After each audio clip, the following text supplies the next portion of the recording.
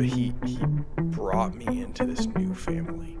He gave me a new identity as his son. It really feels like a family and like a genuine community. So was there like a defining moment that kind of made you decide? Hey guys, welcome back to the One Flock podcast. I'm Charlotte. And I'm Brianna. And today we have our guest, Mark Scaffidi, here with us. So we're just going to let him introduce a little bit about himself, who he is, and what his job on the Navs is. Yeah, thanks so much for having me, guys. So I have been working with the Navigators for the past 6 years. When I came onto staff with them, though, I had been working as a case manager for people who had HIV for a couple of years after graduating from college. And I got involved with the Navs through college and just learned to love the vision for life-to-life discipleship. And so we just decided we wanted to spend our lives doing that. That's so awesome. So how did you come to Christ? How did that lead into you joining Navs and becoming a part of that in college?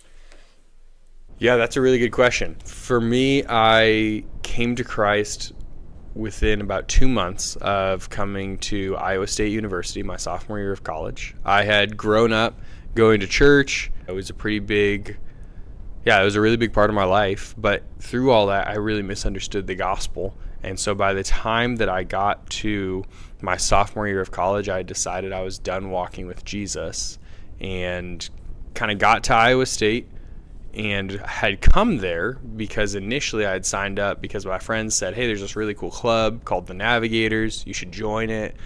But by the time I got there, I didn't want anything to do with Jesus. So I told that friend who recruited me to the school, hey, show me around campus because I need to get to know the place because this place is massive, but don't introduce me to any of your Navigator friends.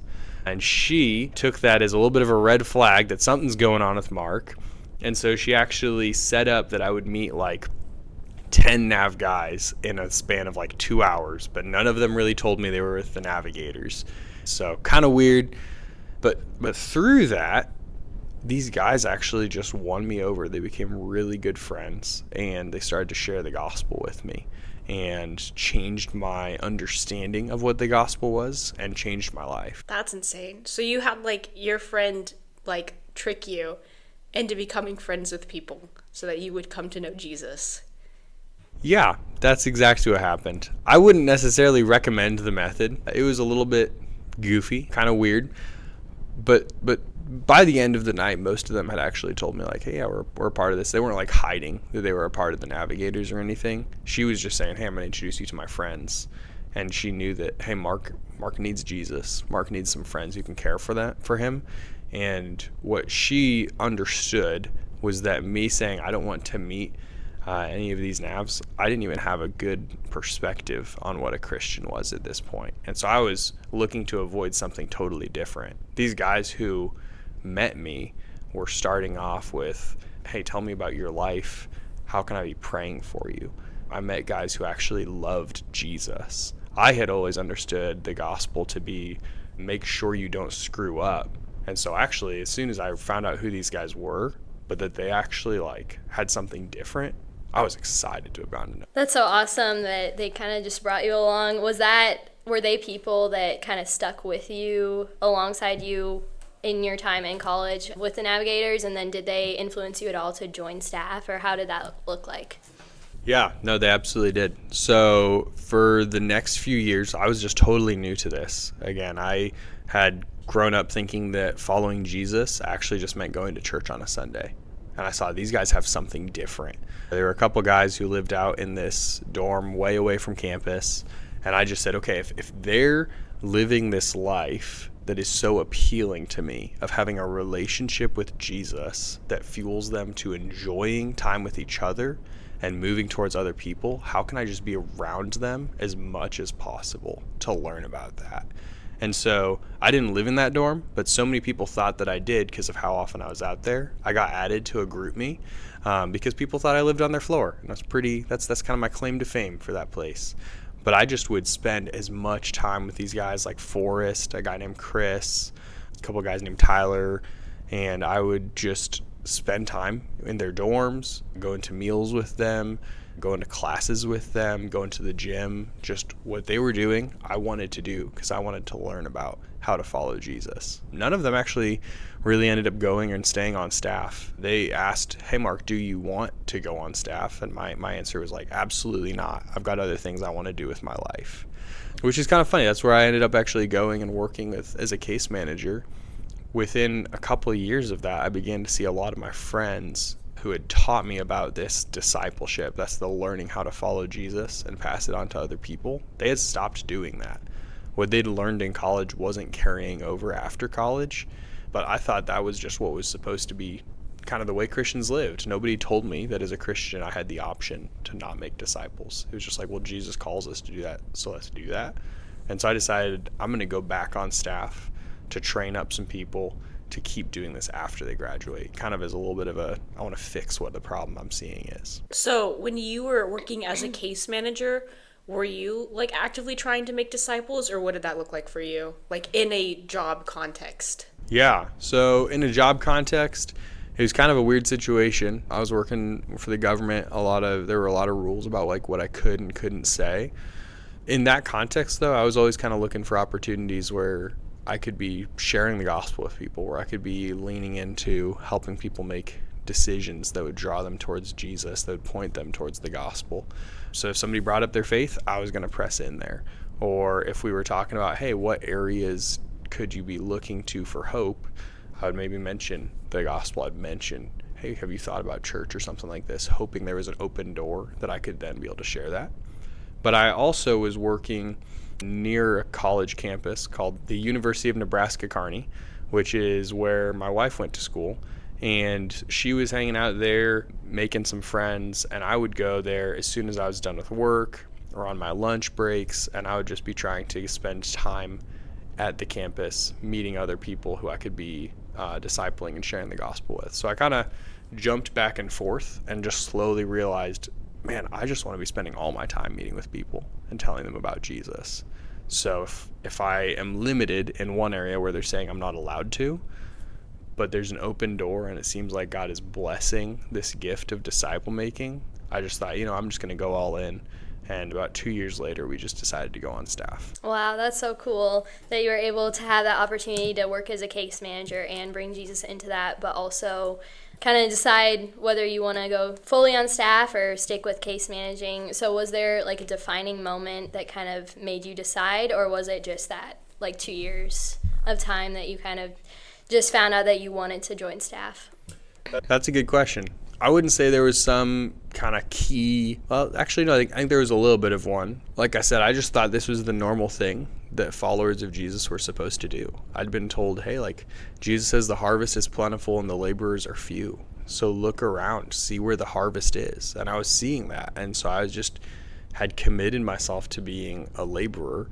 And as I was doing that, I began to notice, hey, it seems like I have this gifting for moving towards people and stirring them up and encouraging them to go and carry on the mission as well. So there was one time I was hanging out with a guy, his name is Keith, and we'd just been meeting up for a couple of months, and I had no idea what I was doing. I was like horrible at meeting with somebody, doing what we call a one-to-one, where you're kind of helping somebody read the Bible and engage with the scriptures and think about how they can follow it. But so I thought I just did this horrible job.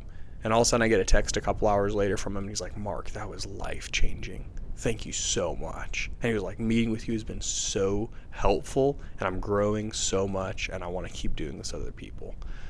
And I remember just being caught off guard because it didn't feel like I'd done anything special.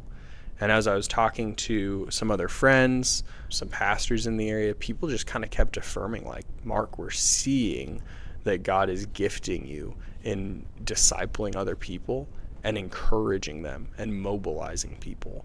So it seemed like God was giving me this gift of helping other people keep running the race. And so I just decided, okay, enough of this is kind of pointing towards this is something I should pursue. And so we figured we'd try it out. I thought maybe I'd be on staff for a couple of years, but here I am 6 years later and have no dreams of quitting.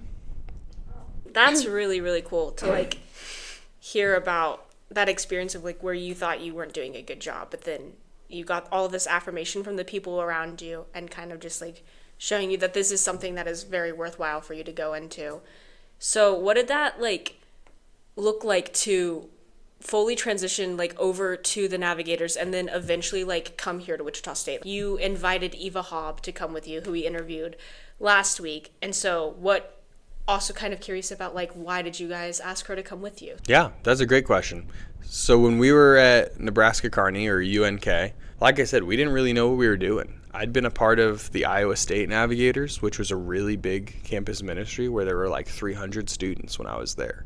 And so what I knew was, let's just try to do a bunch of big programs. Let's try to put on these massive things like a Nav Night and do all of the events, and maybe that'll make a disciple. And it just didn't, because at the end of the day, what makes disciples is not programs, but it's people. It was me sitting down with Keith doing objectively a pretty horrible one-to-one, but he still got to see the Word of God and have his mind transformed, like 2 Corinthians 3:18 says, more into Christ likeness through engaging with the scriptures and engaging with other believers. And so we were not doing a good job at UNK, and I'm really thankful for that, because what it allowed was for us to go and grow from the areas that we were dropping the ball.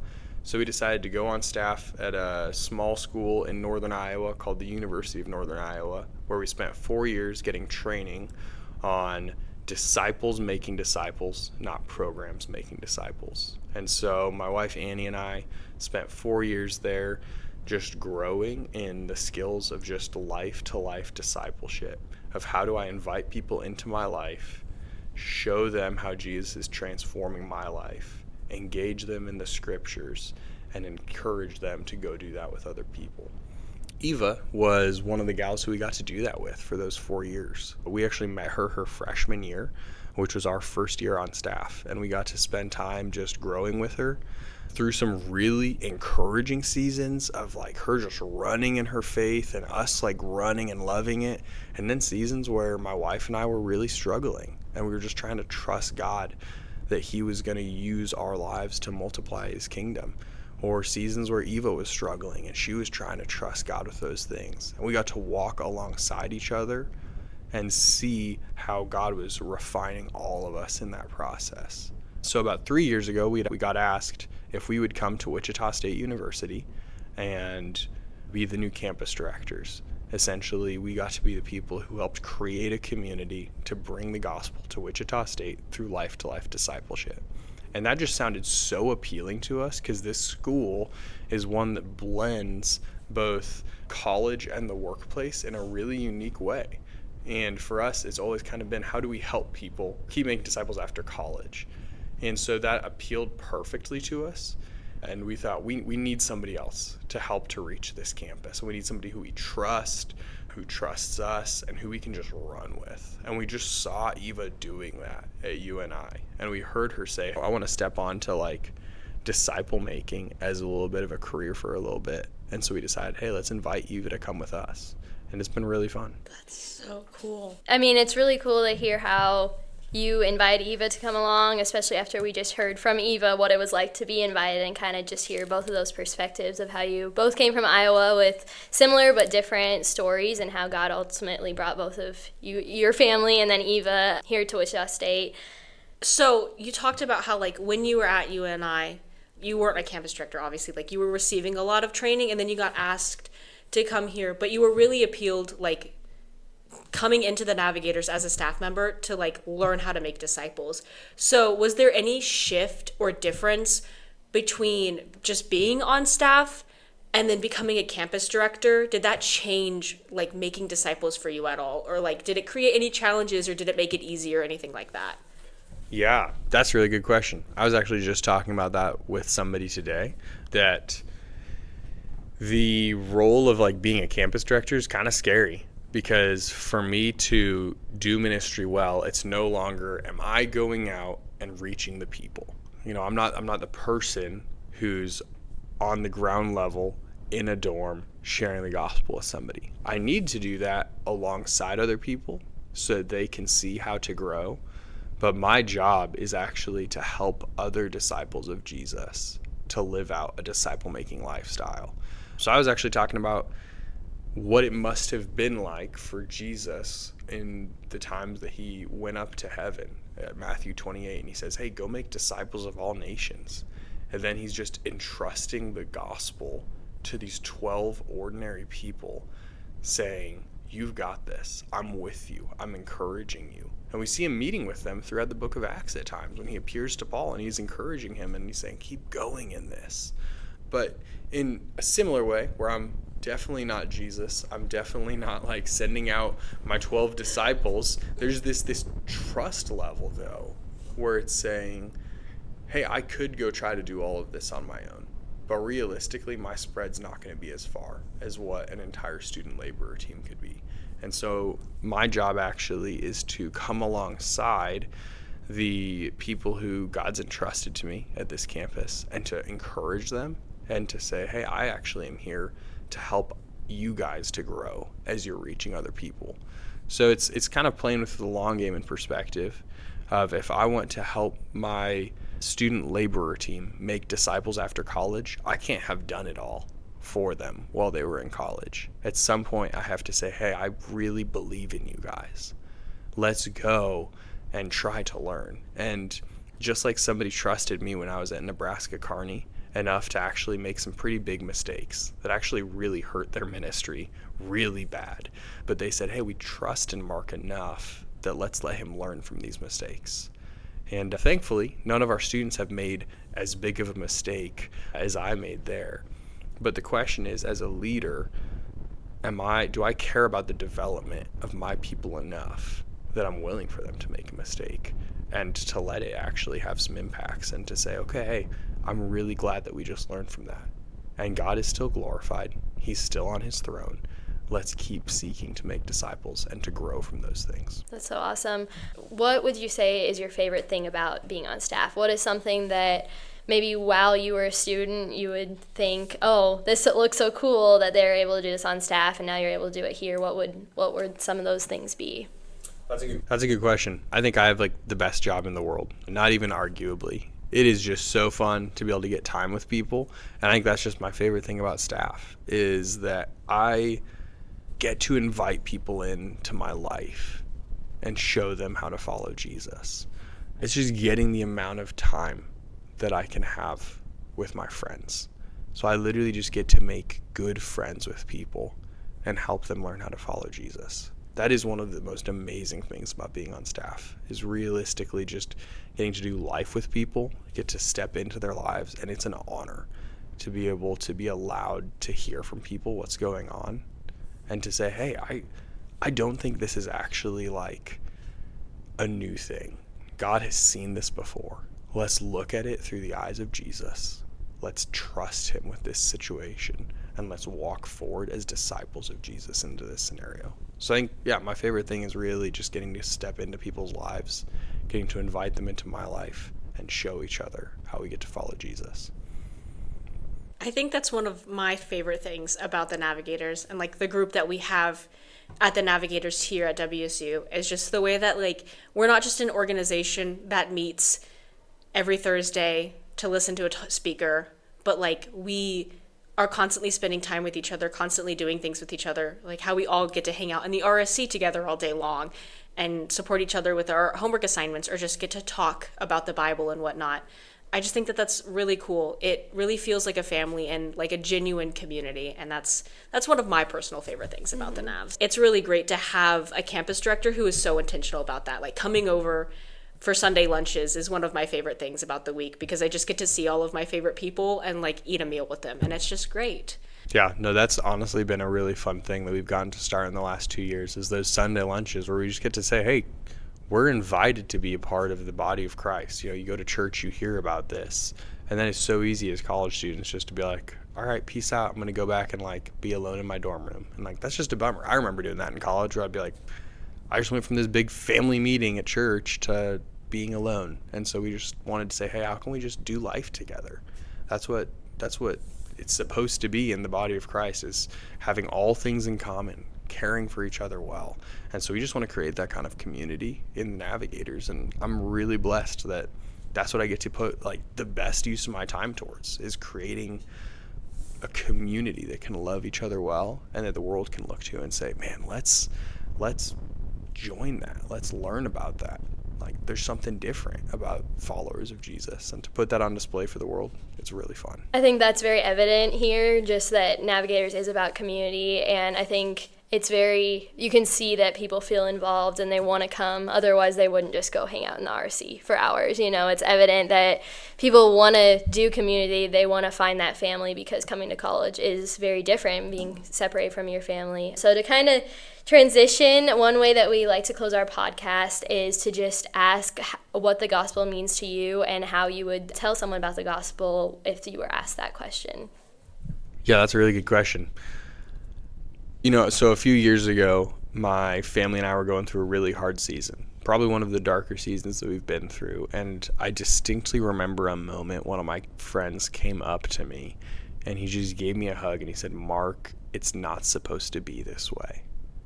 He just held me close and he said, "It's not supposed to be this way." And that moment has stuck out to me, because what he wasn't saying is that, like, hey, like, things are perfect, like, oh no, what happened? God's shocked by this. He was very aware that God understood what was going on.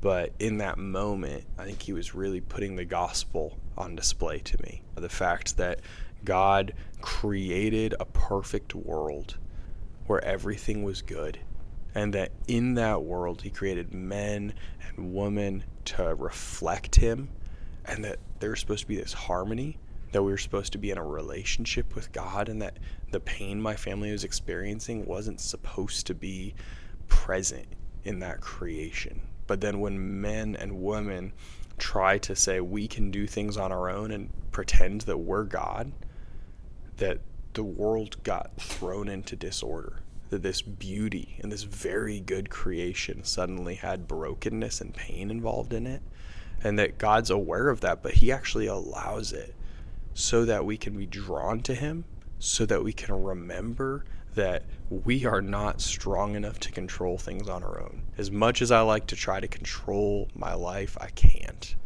And in that moment of hearing it's not supposed to be this way, my friend was reminding me that this brokenness is not the way it's going to be forever, that it comes from sin that's entered the world, and that Jesus came, died on the cross, but he didn't just take my sins on the cross, which he did, but he brought me into this new family.